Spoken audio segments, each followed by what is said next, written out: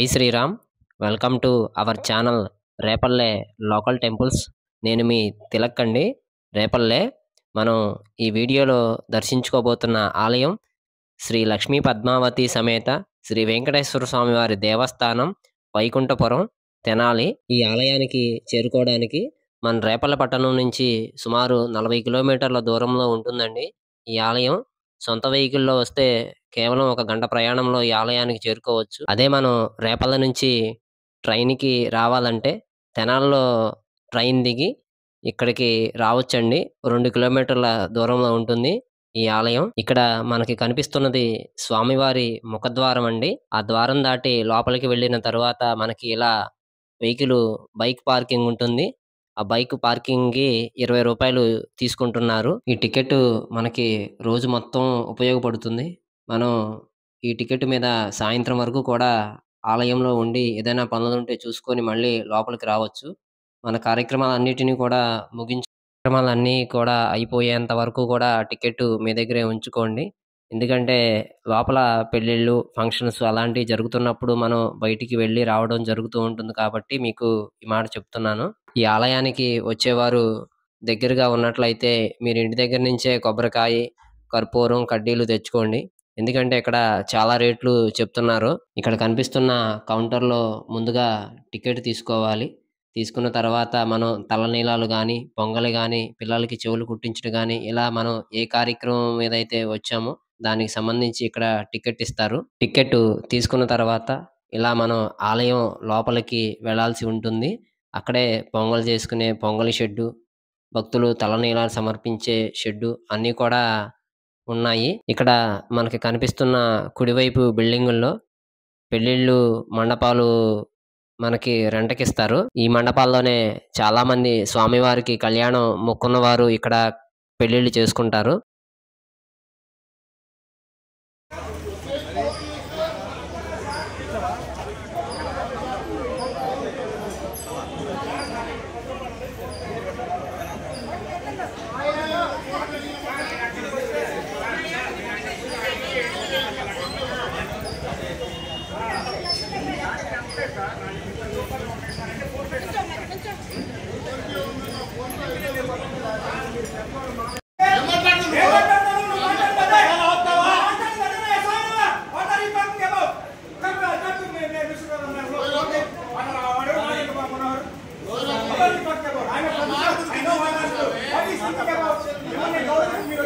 ఇక్కడ మనం చూస్తున్నది ఆలయం స్వామివారి కేశఖండనశాల.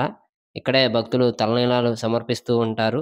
అయితే ఇక్కడ చిన్న విషయం ఏమిటంటే మనం తలనీలాలు సమర్పించేయడానికి వచ్చినప్పుడు చిల్లర మార్చుకొని రండి.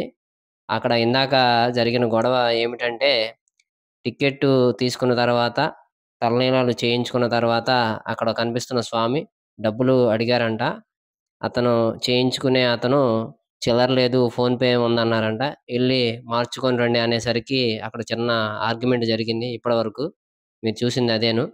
ఇప్పుడు మనం ఆలయ దర్శనం అలాగే స్వామివారి దర్శనం చేసుకుంటూ అర్చక స్వామివారి మాటల్లో ఈ యొక్క గుడి యొక్క చరిత్రను, స్వామివారి ప్రతిష్ట వైభవాన్ని వారి మాటల్లో తెలుసుకుందాం. ఈ క్షేత్రం శ్రీ లక్ష్మీ పద్మావతి సమేత శ్రీ వెంకటేశ్వర స్వామి వారి సన్నిధి, వైకుంఠపుర క్షేత్రం, తెనాలి పట్టణం. ఈ క్షేత్రం 1958లో ప్రారంభమైంది. 58లో ఈ వెలిసిన పుట్ట ఇక్కడ. ఈ పుట్ట కింద అంటే పుట్టప్పుడు లేదు, ఆ పుట్టకి విగ్రహాలు చెక్కిచ్చి శ్రీ బాలనరసింహారావు కూడా ఆ పుట్ట దగ్గర ఆ ఉన్న ప్రాంతంలో తాటాకులతోటి పందిరి వేసి ఆ విగ్రహాల ముందు కూడా అక్కడ పెట్టాడు. ఆ విగ్రహ 1972-74 దాకా పందిరి కింద ఉండే విగ్రహాలు కూడాను ఆ వెలిసిన ఆ పుట్ట ఆ విగ్రహాలని వెలిసి పుట్ట అలాగే పైకి లేపేసిన విగ్రహాలని. అప్పుడు 72లో 74లో స్వామివారిని తీసుకెళ్లి ఆ ముగ్గురిని లక్ష్మీ పద్మావతి వెంకటేశ్వర స్వామి వారిని లోపల ప్రతిష్ఠ చేశారు. అప్పటి నుండి ఇది వెలిసిన పుట్టగా ప్రసిద్ధి చెందింది.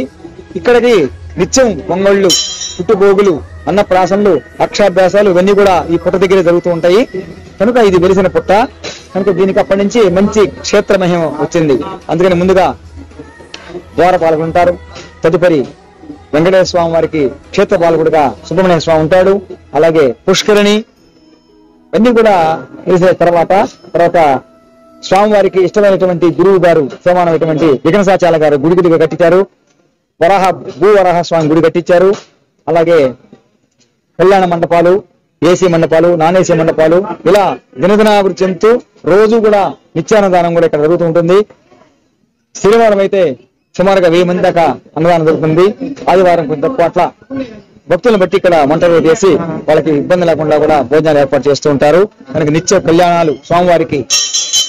అలాగే శనివారం సాయంత్రం పూట స్వామివారికి ఊంజల సేవ, శుక్రవారం ఉదయం అభిషేకము ఇన్ని కూడా జరుగుతూ ఉంటాయి. మనకి ఇది చాలా ప్రసిద్ధి చెందిన దేవాలయంగా భావిస్తున్నారు అందరు భక్తులంతా కూడా. నిత్యం భక్తులు వచ్చి స్వామివారికి కానుకలు వేస్తారు. దీనికి ఒక్క సెంటు భూమి లేదు, అంతా భక్తుల మీద ఆధారపడింది. ఈ గుడంతా కూడా ఆ భక్తులు వేసే గుండీలో వేసే కానుకలే మా అందరు కూడా జీతాలు వస్తుంటాయి ఇక్కడ. కనుక భక్తులంతా కూడా స్వామివారిని దర్శించి తరించవలసిగా కూర్చున్నాం. ఓం నమో వెంకటేశాయ. విన్నారు కదా ఆలయం యొక్క చరిత్రని, అలాగే స్వామివారి యొక్క మహత్యాన్ని.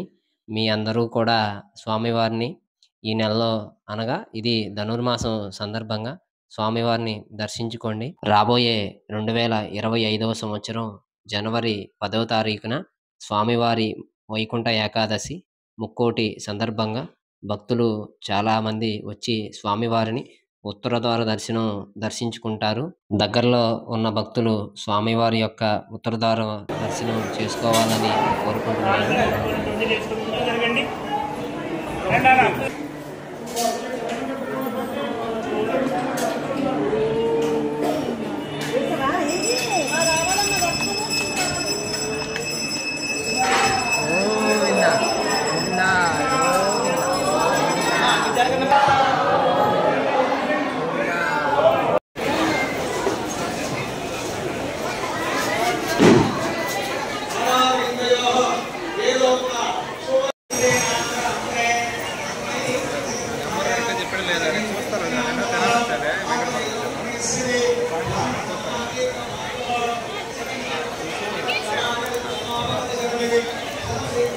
ఇలాంటి మరెన్నో విశేషమైన ఆలయాల వివరాలకై మన ఛానల్ని వెంటనే సబ్స్క్రైబ్ చేసుకోండి.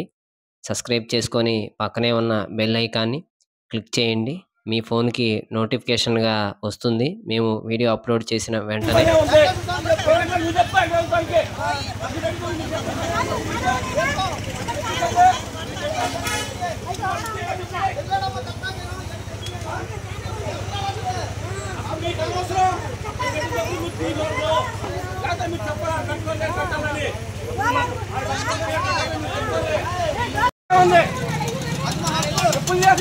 మరొక ముఖ్యమైన విషయం అండి, ఆలయంలోకి మనం వచ్చిన వెంటనే మనకి లెఫ్ట్ సైడ్న ఈ చెప్పుల స్టాండ్ ఉంటుంది. ఈ చెప్పుల స్టాండ్లో చెప్పులు విడిచి వెళ్ళండి ఆలయంలోకి వెళ్ళేటప్పుడు. లేదంటే మనం చెప్పులు ఎక్కడ విడిచినా కానీ వీళ్ళు ఒక మనిషిని పంపించి గుడి మొత్తం ఎతికి మరలా ఇక్కడికి తీసుకొస్తున్నారు మనం ఇచ్చే 5 రూపాయల కోసము. వాళ్ళేమో చెప్పులు విడిచి ఆలయ దర్శనానికి వెళ్ళారు. బయటకు వచ్చేసరికి చెప్పులు లేవని, ఆ చెప్పులు ఇక్కడ ఉండడం చూసి వాళ్ళు చెప్పులు పోయానని వెతుక్కుంటూ ఇక్కడికి వచ్చారు. పెద్ద గొడవ జరిగింది. ఇక్కడ చూడండి, ఇట్లా మన వాహనం దగ్గర చెప్పులు విడిచి తెలియక వెళ్ళిపోతే వాళ్ళు తీసుకొచ్చి ఆ స్టాండ్లో పెట్టేసుకుంటున్నారు. ఈ వీడియో చూసైనా మీరు ముందుగానే జాగ్రత్త పడండి. జై శ్రీరామ్. ఓం నమో వెంకటేశాయ నమః.